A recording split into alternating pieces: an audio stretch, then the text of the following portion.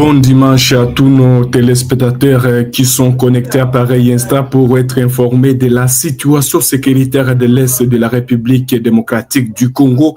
Vous nous suivez dans les 26 provinces de la RDC et en dehors. Nous vous disons bienvenue.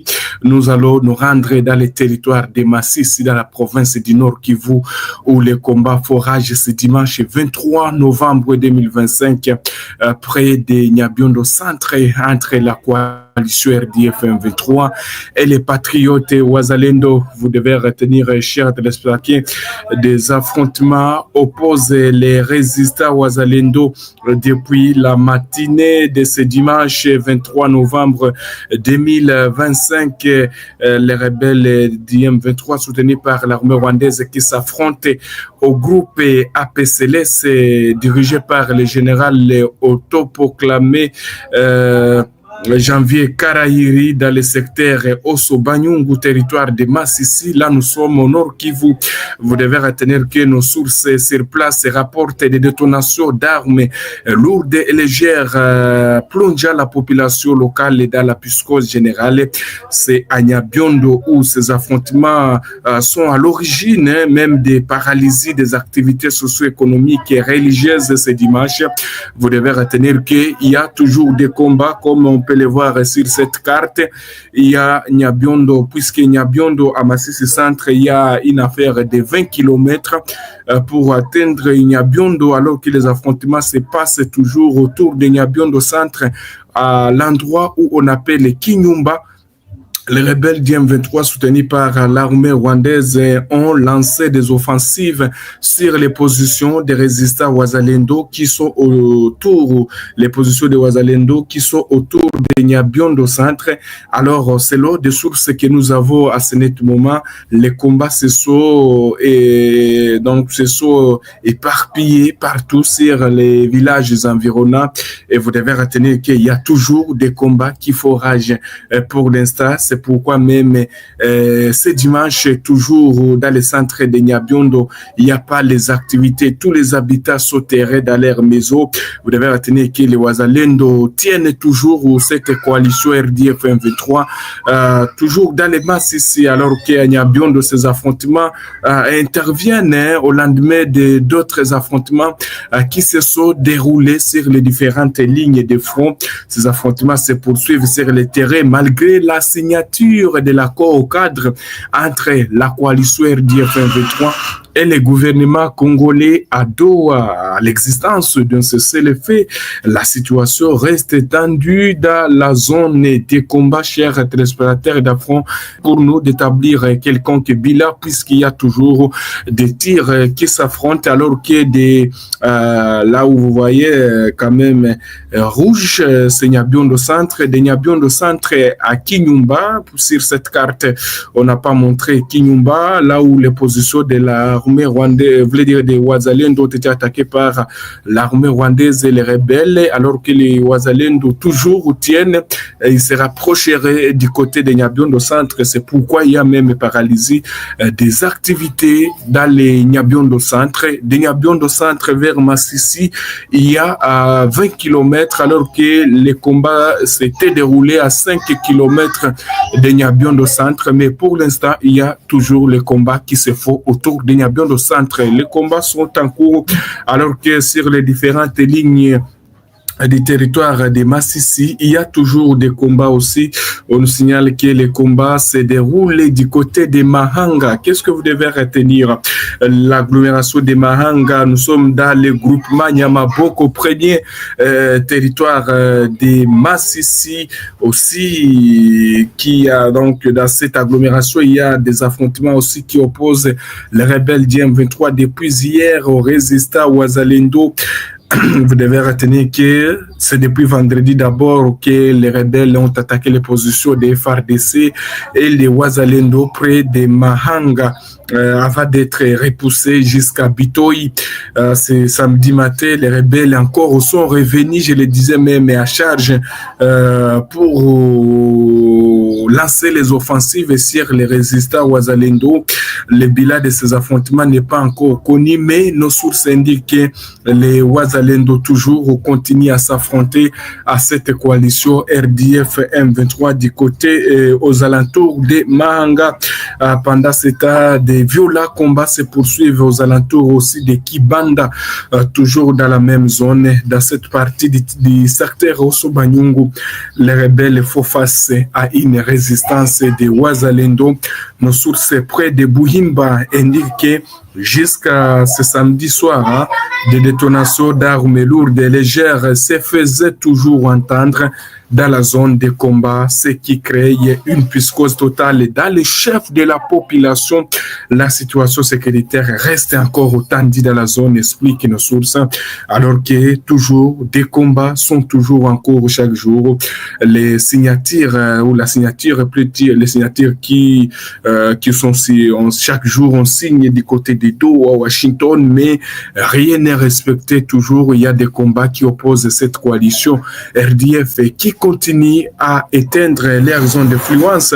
Je l'ai toujours dit, ici, il y a les acteurs de la société civile qui appellent le gouvernement congolais franchement à quitter dans une distraction puisque les rebelles n'ont pas cette volonté de respecter leurs engagements, puisque si nous regardons ce qui se passe sur le terrain, les jours où même de la signature, il y a eu des combats.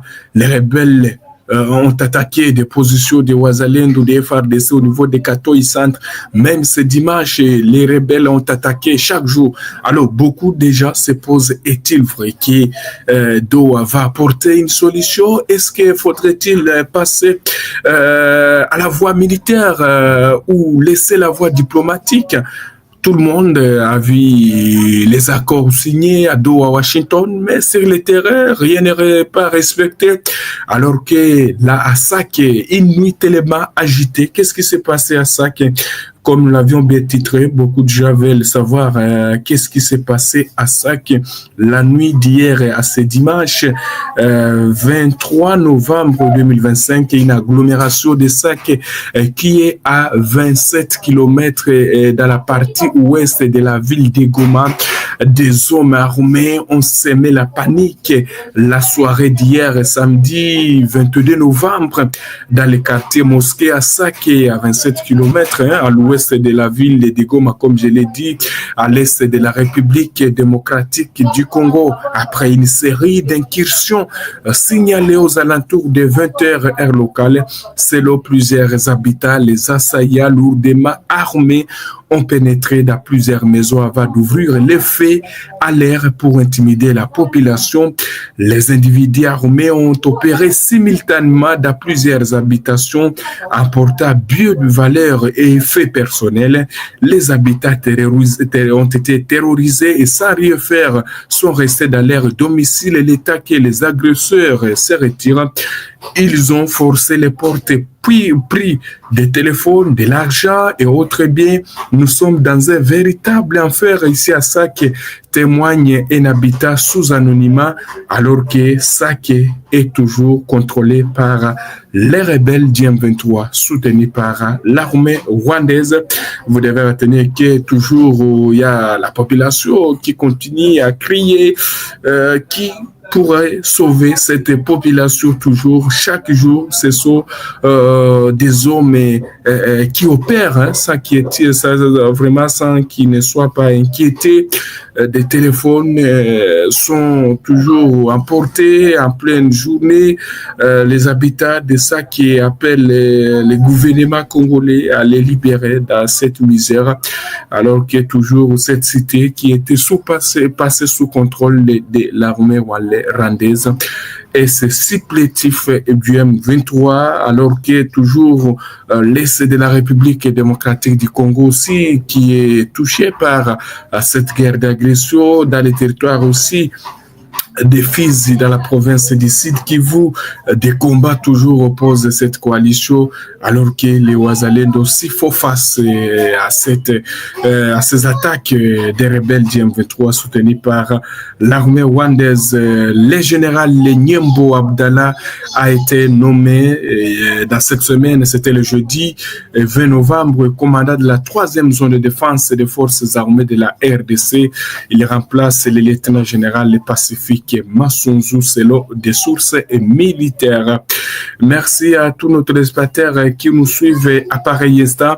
Vous devez retenir que l'IDPS, tant qu'il sera à mesure de garder le pouvoir de façon démocratique, nous les garderons jusqu'au retour de Jésus-Christ. C'est pourquoi nous voulons réorganiser notre parti politique, raison pour laquelle nous allons au Congrès.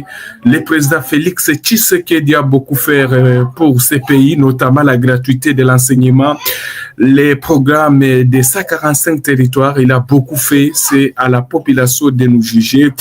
A déclaré, les propos ne sont pas les miens, ce sont les propos du député national de l'IDPS, Paul Chilumbu. Il était invité du magazine Top 7 de la radio Top Congo. Voilà, ce n'est pas mes propos, mais ce sont les propos du député national élu, je voulais dire député national et membre de l'IDPS, Paul Chilumbu, qui a dit qu'en tout cas, c'est difficile que les élections puissent se tenir en 2028. Tshisekedi qui a tout donné pour ce pays selon ces députés élus de la République démocratique du Congo, qui a répondu à certaines questions d'une journaliste de la radio Top Congo FM et Meta depuis Kinshasa. Merci beaucoup à tous nos téléspectateurs qui nous ont suivis jusqu'à la fin de cette édition. Nous sommes tellement ravis de vous retrouver dimanche 23 novembre 2025. Restez connectés.